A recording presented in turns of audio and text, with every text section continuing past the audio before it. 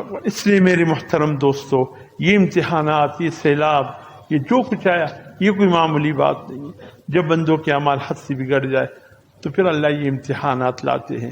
ایک دفعہ حضور صلی اللہ علیہ وسلم کے زمانے میں زلزلہ آیا، حضور صلی اللہ علیہ وسلم بیٹھے تھے، زلزلہ آیا، حضور صلی اللہ علیہ وسلم نے یوں زمین پر ہاتھ مارا اور فرمایا ٹھہر جا، اب قیامت آنے میں کچھ وقت باقی ہے۔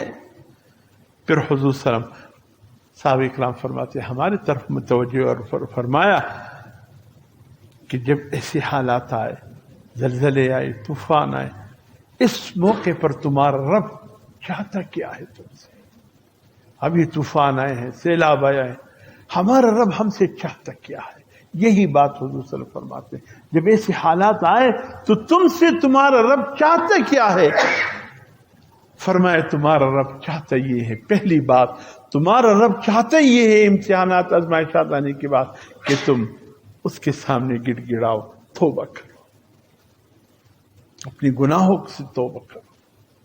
اور دوسرا یہ کہ اپنے غفلتوں سے، سستی سے، گناہوں سے، بدکاری سے باز آ جاؤ، اللہ کی طرف متوجہ ہو جاؤ۔ اللہ چاہتا ہے میرے یہ بندہ اعمال بد کو چھوڑ دے، توبہ تائب ہو جائے۔ یہ واقعات اس لیے آتے ہیں کہ اللہ چاہتے کہ بندے کی دوڑ اللہ کی طرف لگے۔